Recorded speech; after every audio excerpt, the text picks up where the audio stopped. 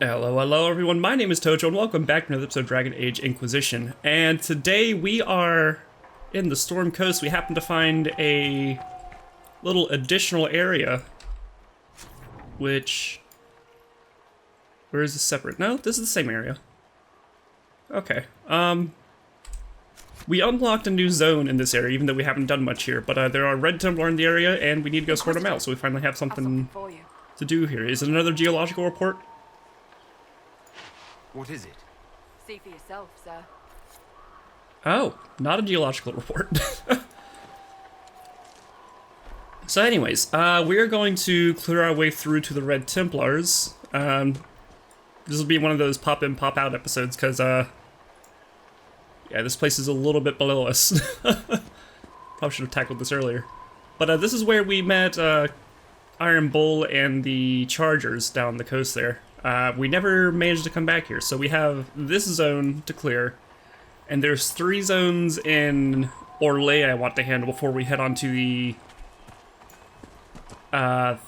Grand Ball at Valrio. Yeah, so... Those must be the bandits Harding mentioned. Anyways, let's get started.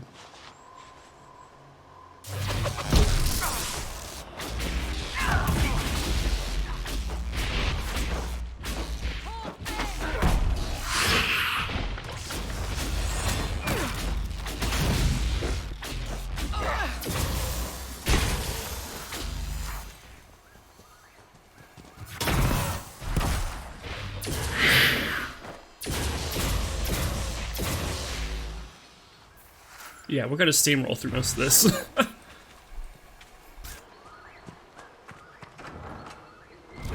These must be the missing soldiers.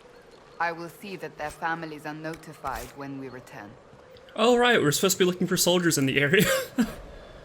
These notes were found near murdered Inquisition soldiers. The paper is not crumpled or torn, as though it was left behind instead of dropped. It is not our place to disagree. They're attempting to set themselves up along the shore, and we will have orders. We are the sword, not the hand that wields it. You taught me that. If they're worthy, let them come with the Mercy's crest. The blades of Asarian will listen. You will only get yourself cast out, or worse. Our men were murdered by a group called the Blades of Asarian. Seems there's a way to challenge their leader. Naming themselves after the sword that killed Andraste. Ambitious. It looks like the bandits are camped further along the beach. Okay, well, let's go pay them a visit, yeah? I totally didn't forget I was supposed to be looking for people in the area.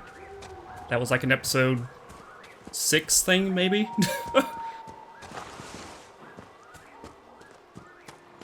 Somewhere around there, very early in the series. We just never came back for them 30 episodes later. Oh, hello.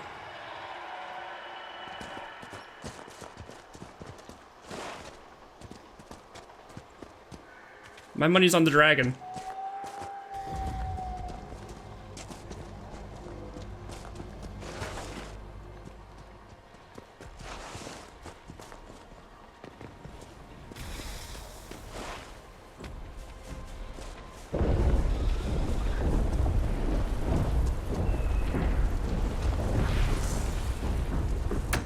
It occurs to me this is a lightning dragon, and I have a lightning staff.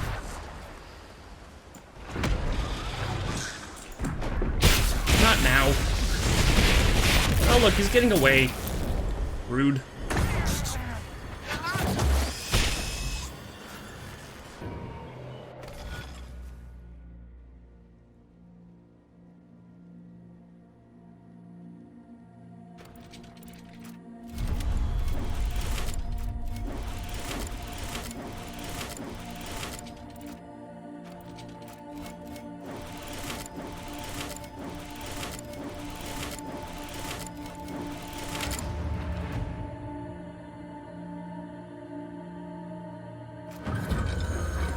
Servani refers to the chained man in common parlance. The constellation Servani is traditionally represented by a man dragging a heavy chain behind him. This is thought to be an ancient Dementor representation of both Andorral, the old god of slaves, and of the Dementor system of slavery itself.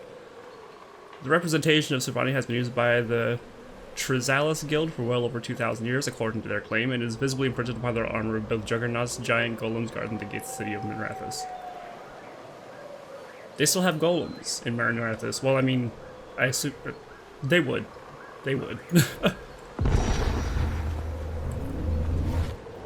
But I thought creating golems was a lost dwarven art.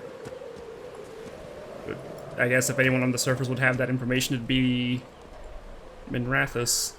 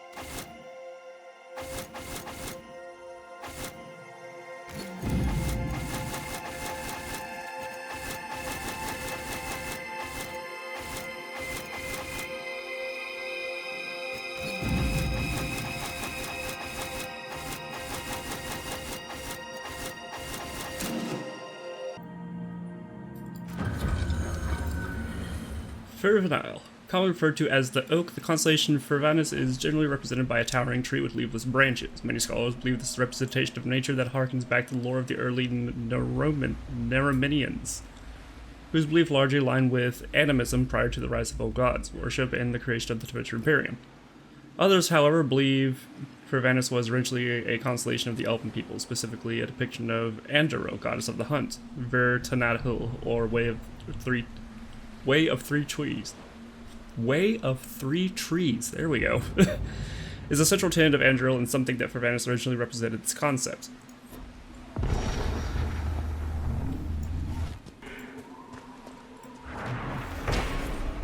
Morin's Outlook. Large statues situated at Morin's Outlook once served as a market for ships coming to trade with the dwarves. Beyond an assumed connection with the great port at Darwin's Mouth, nothing is known of the statue's namesake.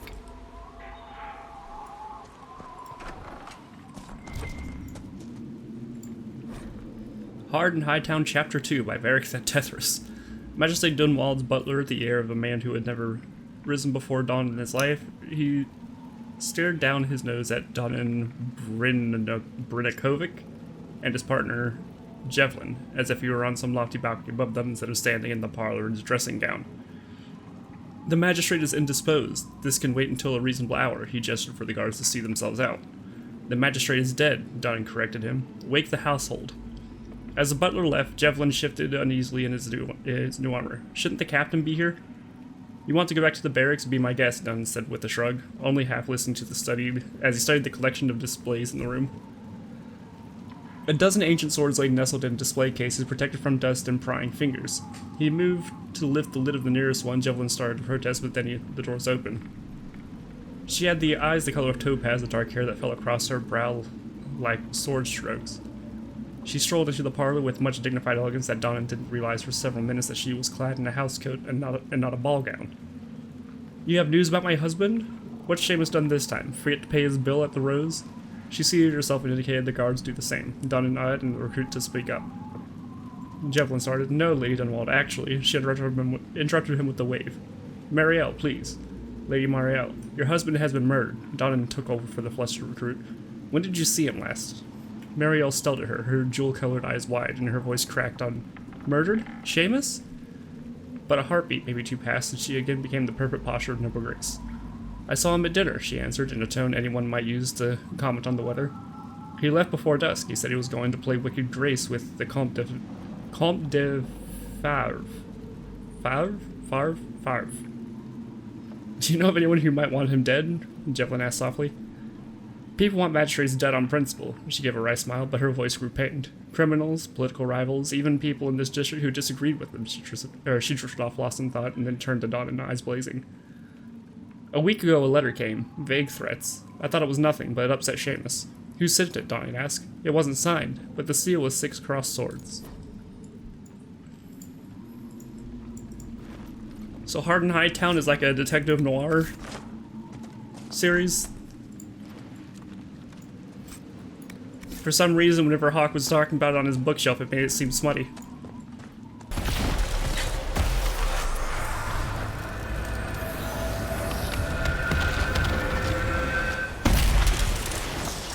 Another rift down, and a shard.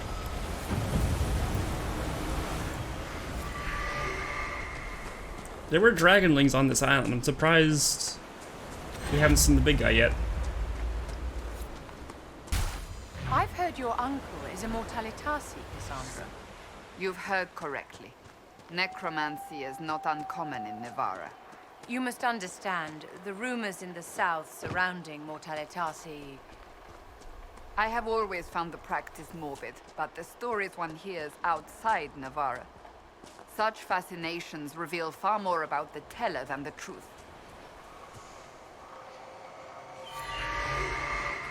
Well, I mean, yes, it's a morbid practice. It's literally the magic of the dead.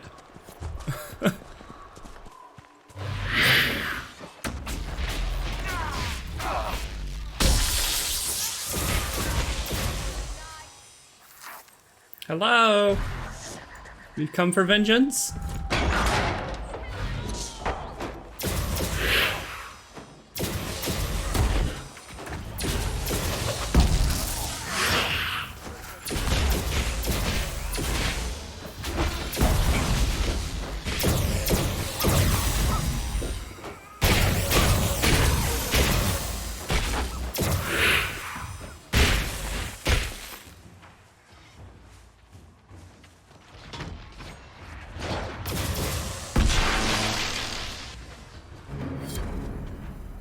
Vengeance achieved.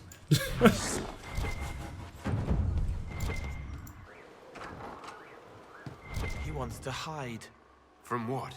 From them? From himself? He doesn't know about us yet. Is there someone here? Parval in the occupied north. In the 30th year of Steel Age, the first Qunari ships were sighted on the coast of Parval in the far north, marking the beginning of a new age of warfare.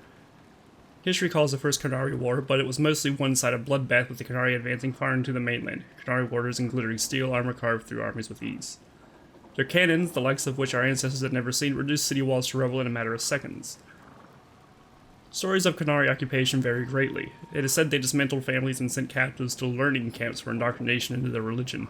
Those who refused to cooperate disappeared into mines or construction camps. For every tale of suffering, however, there is another of enlightenment deriving from something called the Qun. This is either a philosophical code or a written text that governs all aspects of Qunari life, perhaps both. Once converted, Saharan reported pity for those who refused to embrace the Qun, as if the conquerors had led him to some sort of self-discovery. For all my life I followed the Maker, wherever his path led me, he wrote, but in the Qun I have found the means to travel my own path. It has been said that the most complete way to wipe out a people is not with blades but with books. Thankfully, a world that has repelled 4 blights would not easily bow to a foreign aggressor, and so the exalted marches began. The greatest advantage of the Chantry-led forces was the Circle of Magi. For all their technology, the Qunari appeared to harbor great hatred for magic. Faced with cannons, the Chantry responded with lightning and balls of fire. The Qunari armies lacked the sheer numbers of humanity, so people were slain at Marnus Pel on both sides, that the Veil is said to be permanently sundered. Ruins still plagued by restless corpses, but each year the Chantry pushed further and further into Qunari lines. Although local converts to the Qun proved difficult to return to Andraste's teaching. By the end of the Storm Age, the Qunari were truly pushed back. Ravane was the only human land that retained the Qunari religion after being freed, and its rulers attempted to barter at peace. Most human lands cited the Lalmarin Accord? Old Baron?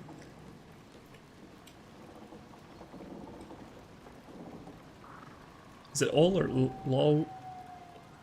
Olmarin? Except in Dutch Venture Imperium, it is a shaky peace that has lasted to this day.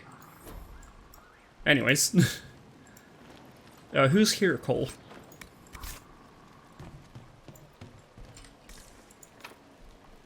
The door is locked.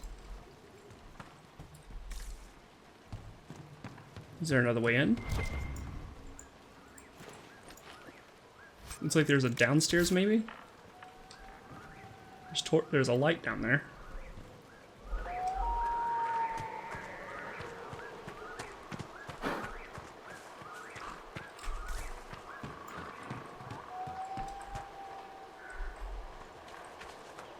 Guess we have to come back to this later.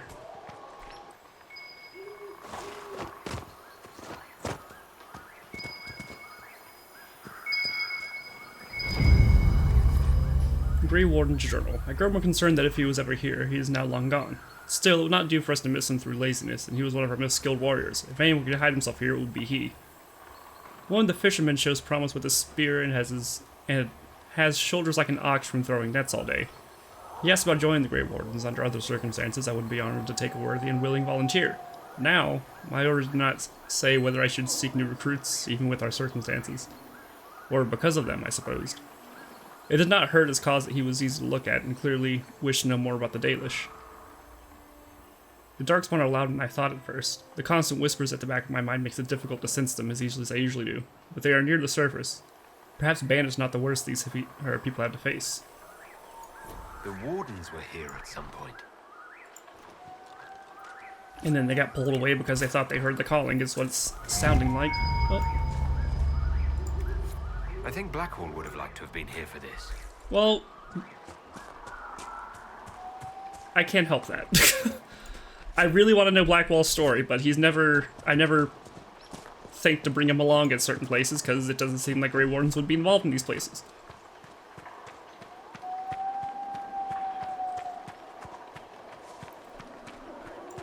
I'm still not certain that he's like an actual Grey Warden.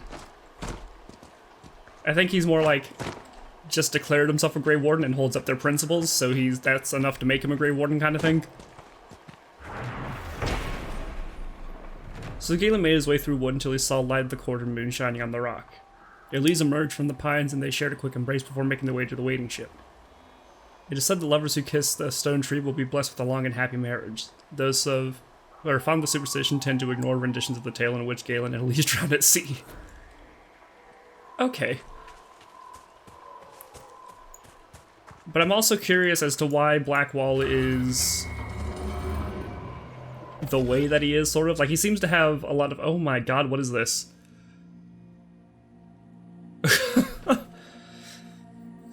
Anyways, he has a lot of regret. And I wonder exactly what he did in his past that made him turn... Or, like, made him turn out the way he is now. Because he told us the story of the Grand Melee, and he made himself sound like he was an arrogant asshole.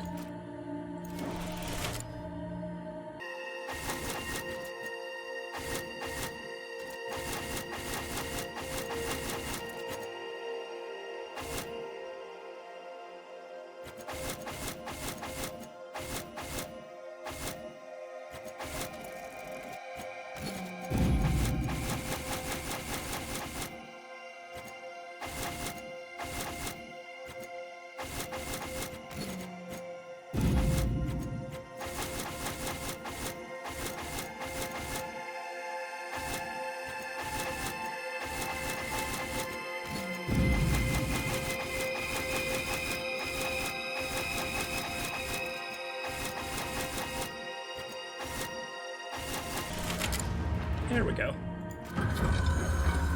Bellatana's, referred to as the Maiden in common parlance, depictions of the constellation Bellatana's vary from age to the next. It has always been considered fashionable for prominent women of the day to be declared the Maiden's personification. Queen Madrigal in the Exalted Age, for instance, and the Queen Asha before her. None of these women would likely appreciate the fact that Bellatana's is believed to have originally referred to Erthimiel, the old god of beauty. So did we ever find out the name of the archdemon that attacked during Dragon Age 1? Was that ever a thing we came across? Because we know Dumont was the first one. I don't think it was ever mentioned what the fourth one was. What's happening over here?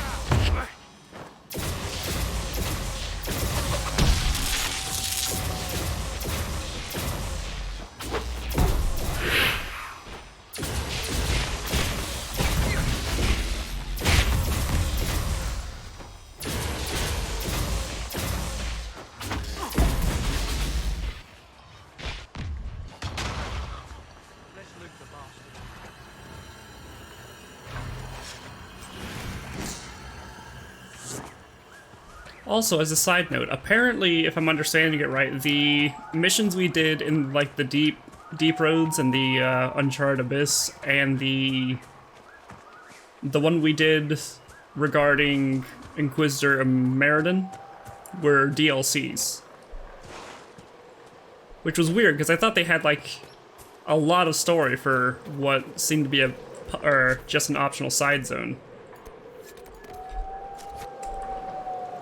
So I guess that makes sense there. But I also appreciate how they introduce concepts, well, or I guess would reinforce concepts that were, if you had played the game before and then got the DLC, you would have already known. But it introduced concepts to us. You are not from Olay originally, Vivian. Neither are you, clearly. I ask because of your accent. I would have thought, once you joined the court... That which makes you different can be a burden or a source of strength, my dear. Which is up to you. I wish someone had told me that when I was younger. What was I saying? What am I looking for here? There's an Astrarium somewhere. Oh, we revealed the cave. Okay, so it's probably down. But they introduce concepts like, you know, grabbing memories from the Fade, the existence of Titans and what lyrium is, that kind of thing. Which I can only assume, given how past DLCs have worked, are only served to introduce concepts that are going to become prominent in the next game, which hopefully releases soon. There was a trailer released last December for Dragon Age 4, which apparently is going to take place in Tevinter. So I'm interested to see how all this pairs together.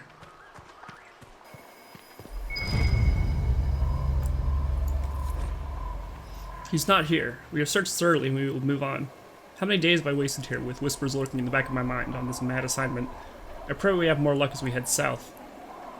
After speaking with the other wardens, I told the fishermen about the darkspawn we sense beneath the earth. They may not burst forth from the ground today or tomorrow, but I fear it will not be long, and we will not be here when they finally surface. The fishermen were grieved at the news, but they decided to make for West Hill, which is safe for now. As for the fisherman who was interested in joining, I convinced him that now was not the time. Others might have told him otherwise, but he was too young to make such a sacrifice simply because he does not wish to throw nets into the waters all his life. We shared one last night by the campfire, and he went on his way with a smile, humming the song of Andril as he left.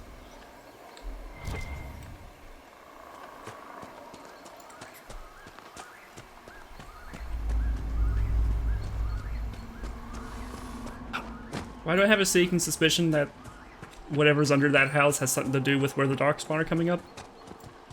Maybe the fisherman is trying to fight them off on his own, which, if he's doing it, good for him, or if we get down there and just find a ghoul, well, we know what happened to him then.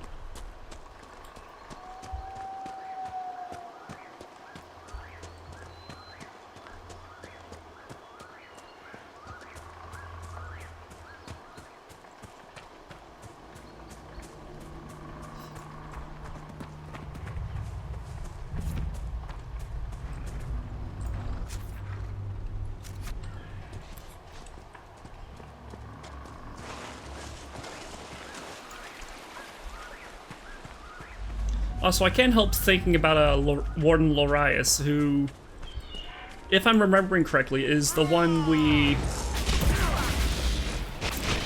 he's the dude that was turning Darkspawn whenever we were fighting Corypheus in... What was it? Was it the Legacy DLC? With, in Dragon Age 2.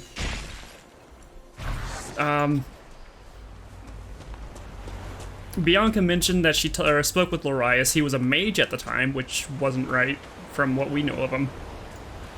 And was, you know, the one that was interested in Red Lyrium, blah blah blah. Ends up working with Corypheus. Did we fall for a ruse? Are we going to camp? Was that a lose-lose situation? Because I feel like if we were to have... Inquisitor. Hi. I feel like if we were to side with the Wardens they would have released and tried to bind Corypheus. Maybe fail to do so? Or succeed, I don't know. Or, like, I feel like either way would have had the boss fight. Maybe they would have turned on each other, I don't know. But, either way, Corypheus would have gotten loose, whether by Grey Warden hands or us killing him and him coming back. But he seemed disjointed and confused whenever he came out. I don't know if he, like, intentionally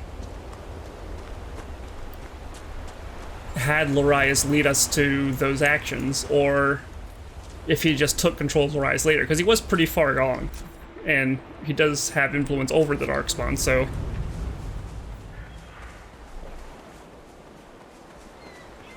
maybe us defeating Corypheus only solidified his control over Lorias, which is why he, like, seemed, like, prim and proper afterwards, and wasn't, like...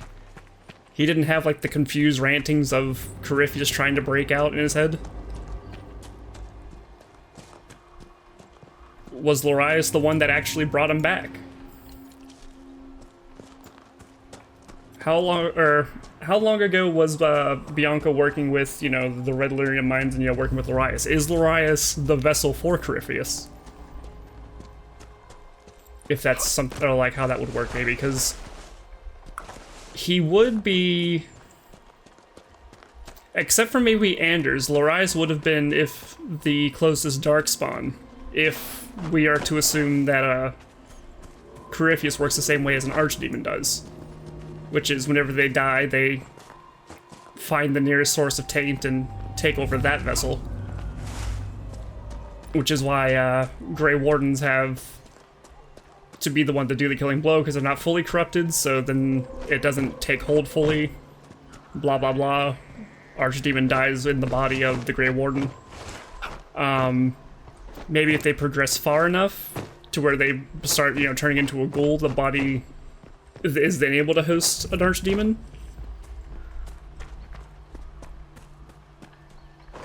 And Lorias, or they said Lorias was a mage, so that would make sense if Corypheus was just, you know, still using his name to... whether or not he knew who he was, or was just intentionally using his name so that people wouldn't get suspicious of, you know, hey, this guy is calling himself Corypheus is running around. Still no trace of him, though I feel the Darkspawn on the ground below. Could be lurking close, or could he be lurking close to them, perhaps preparing to die with honor? I doubt it, but it's the only lead we have so far. I confess that this seems a fool's errand at times, given how much is at stake. We saw bandits harassing the fishermen, and we intervened. The fishermen thanked us, though I fear for bandits will return again in greater numbers, and we will not always be there to help. Nevertheless, as long as we are here, the fishermen are safe. The dreams continue, as they do every night. They make it hard for us to sleep, but we must persist. Hopefully the others will have found a solution by the time we return. In the meantime, I sing the song of Andril to calm myself to clear my mind as best I can. This belonged to the Wardens. Who are they looking for again? Right wine. Bottle marked vintage, Warden Riordan. I don't know why I'm struggling. Is it Warden Commander's badge? I think Blackwall would have liked to have been here for this. Well, Blackwall should just show up. There's a lot of things Blackwall's missing out on. And it's completely my fault, but I'm not going to take any blame.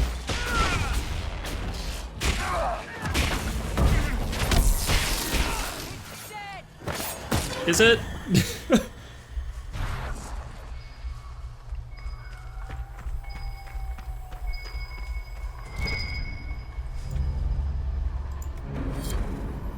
Grey Warden's journal. We searched the area but found no sign. If he was here, it was some time ago.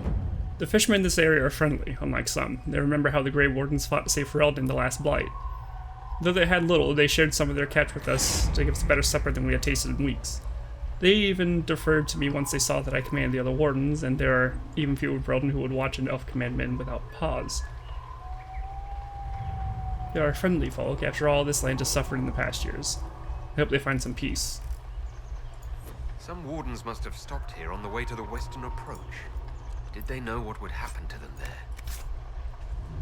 So whoever's writing these journals is an elven warden. I'm curious, Cassandra. Why were you not at the conclave? Liliana and I were delayed returning from Kirkwall. A rather fortunate delay, it turns out. I'm not so certain. If we had only... You must not blame yourself, dear.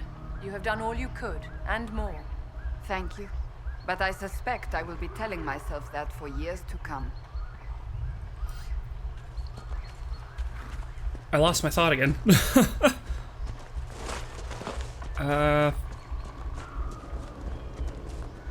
It may just be coincidence that, you know, this elf is a Grey Warden. This may, I'm going to assume that these letters aren't written by the hero of Ferelden. Even though this elf is the commander of the group, maybe the text in that is varied depending on who the Grey Warden was before in Dragon Age 1. But for now, I'm going to assume that they're not that in-depth. I'm hoping, because we have a mission table to look for the hero of Ferelden, and I think that's somewhere to the south of here. I think. I have to check that again. Hello. I think we're starting to get to the level appropriate stuff.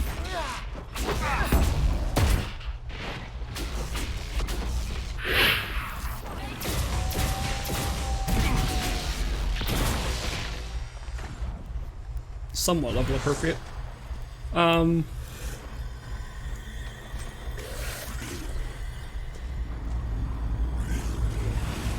that's just you bugging out. Okay. Like, who's slathering at me? But I'm gonna assume, just for my own convenience at the moment, that these journals aren't written by the hero of Ferelden.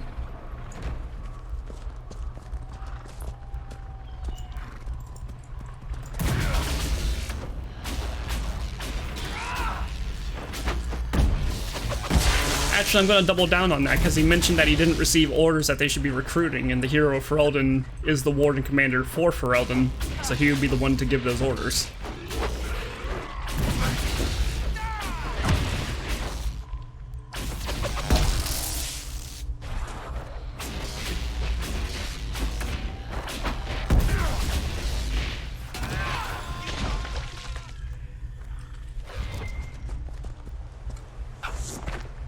This looks promising.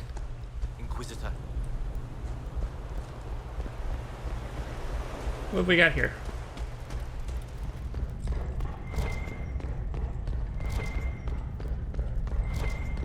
It sings sick music.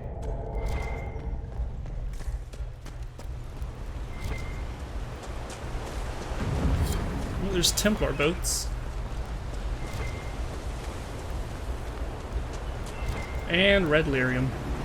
Cassandra, get ready to do some smashy, yeah? The Red Templars have dug in here. I'm certain King Alistair would appreciate having them removed from Ferelden's shores.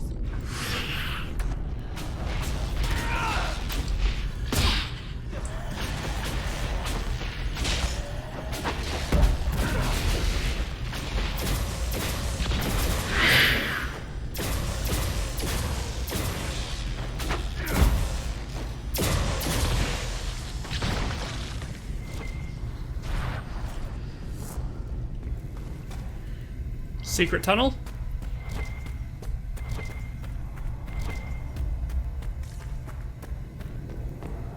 Ooh.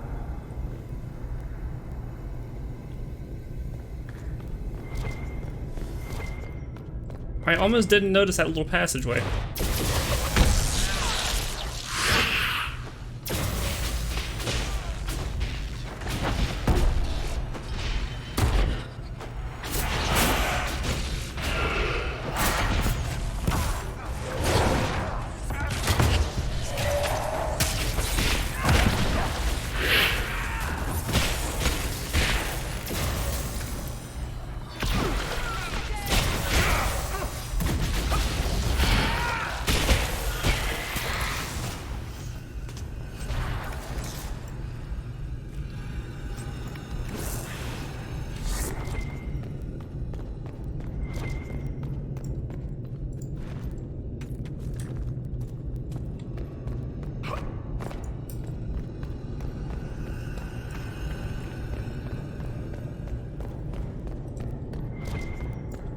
they didn't get to say goodbye.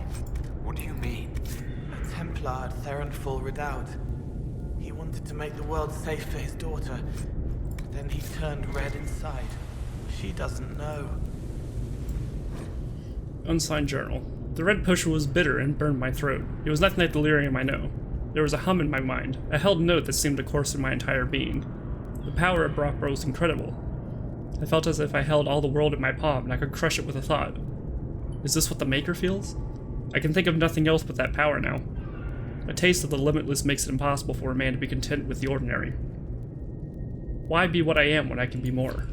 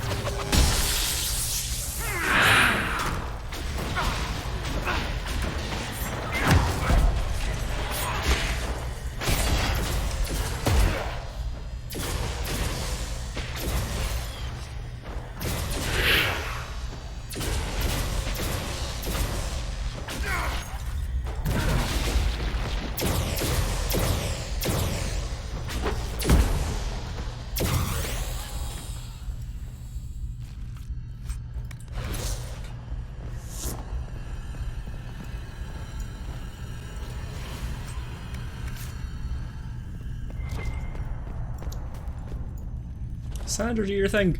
Thank you.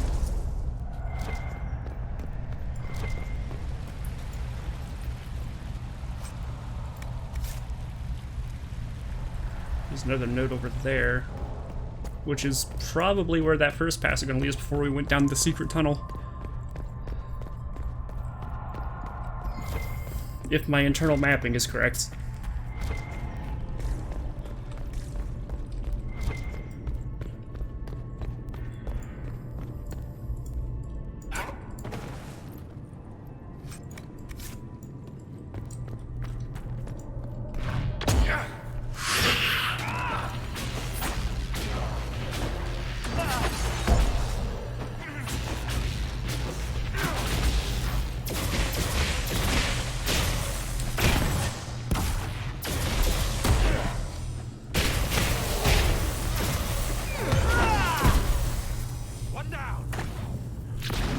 I believe we've broken the Templar's hold here. This location offers easy access to the waking sea. Who knows what they might have accomplished had they been allowed to remain.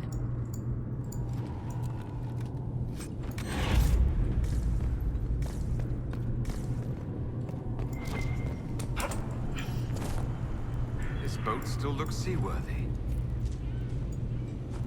Cassandra, have another go.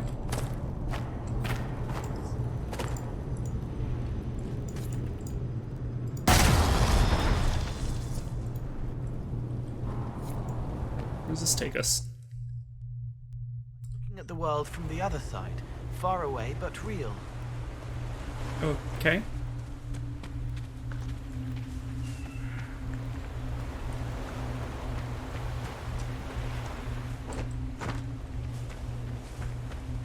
Oh, you're talking about the landmass from the island. Is this what it's like looking at the material from the Fade?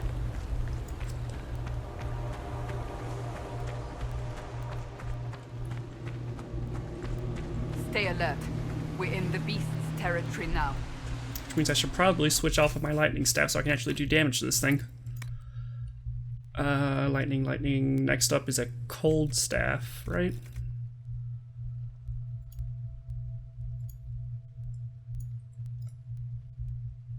Which just looks like a fishing rod.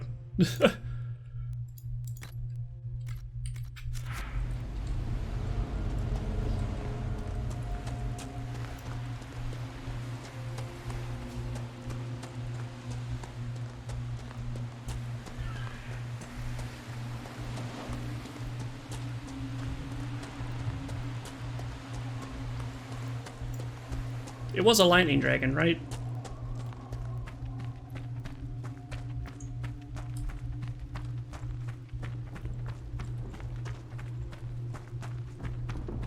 There it is. Why are you pitter-pattering over there? Do a little tap dance. You've been somewhere.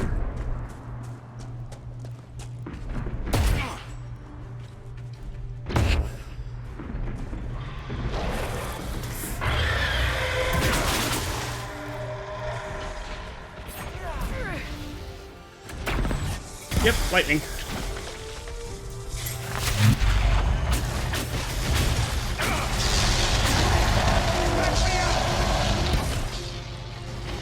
Probably should have stood in that.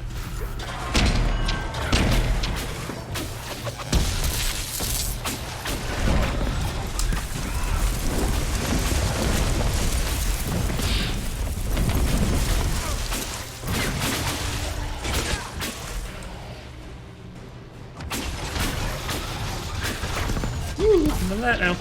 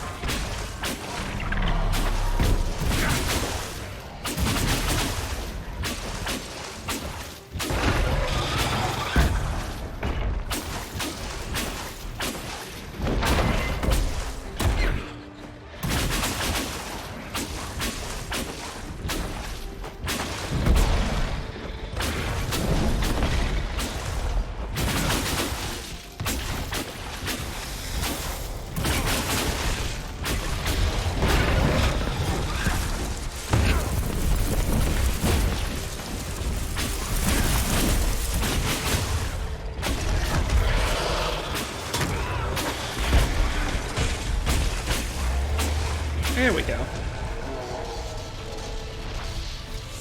Stay away, stay away, stay away, stay away, you go to Shocky Shock. Ah! Right through your armor, doesn't it?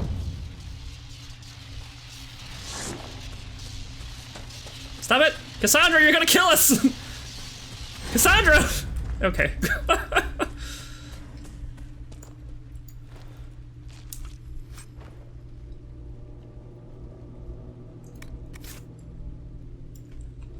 Okay. So didn't get anything other than materials that are super useful off of that.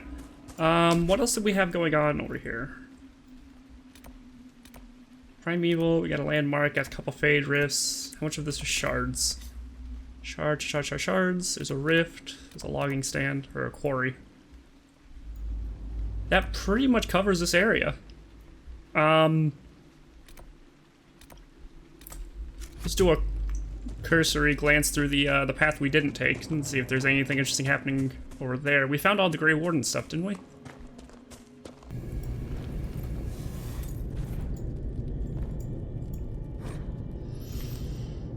This letter never reached its intended recipient. My dearest Fenella, how are you? How is your Aunt Caitlin? My dear girl, you'd never give trouble. Or my dear girl wouldn't. What is with my words today? How are you? How is your Aunt Caitlin? My dear girl would never give trouble, I hope. How are your studies? Perhaps you could read more of this letter to her. Show her how much you're learning. I'm sorry to have been away for so long. I have a duty. Remember when Mother was very sick and she asked you to fetch her water, and you did it because you loved her? It's like that. Sometimes we have to do difficult things because they help other people that we love. The country is ill, and I have to try to make her better. Don't worry, I'm not alone here, and now we have special medicine that will make us stronger so we can fight better. It won't be long till the mages are all gone and we're safe again. I'll be home soon. All my love and prayers, Father. That must have been from the dude Cole was talking about when we walked in the area. In Orzammar, Dwarven society is divided into rigid castes with houses that compete for power and prestige. But all that is discarded when a dwarf abandons the stone for the surface. Under the open sky, everyone is equal, or so the story goes. The truth is that thousands of years of tradition are not easily tossed aside. Even though surface dwarves are officially stripped of their caste, many maintain a hierarchy among themselves among the old caste lines. Formerly noble houses are accorded with more respect than casteless brains who come up in search of opportunity. The poorest noble dwarf on the surface looks upon the rich lower caste dwarves with contempt. Upper-class surface dwarf society is roughly divided into two camps. Colonists who insist on maintaining caste and rank, typically those from noble or merchant caste families, and ascendants who believe in leaving Orzammar's tradition underground and embracing life in the sunlit world. Maintaining some tie to Orzammar was seen for generations as the only lifeline for surface dwarves.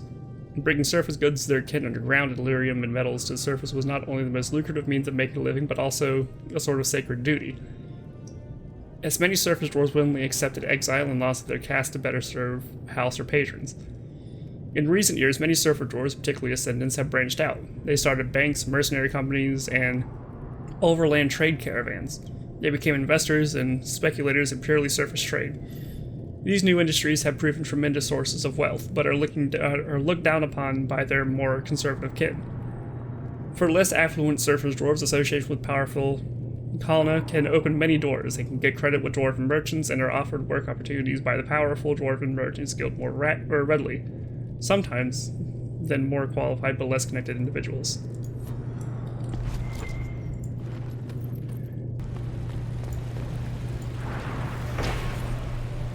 Built into the cliffs of the Storm Coast, the port at Darwin's Mouth once connected the dwarven ties of the Waking Sea.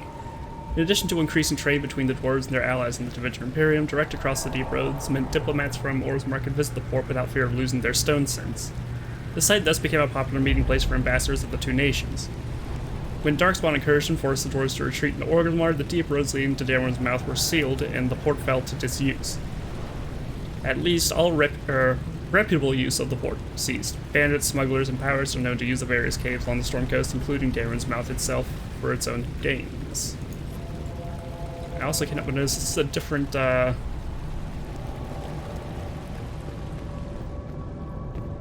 a different bridge than the one we saw from the other side.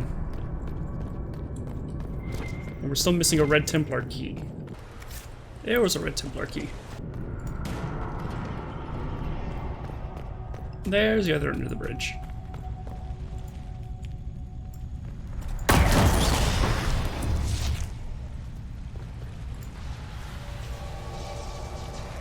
and some wards.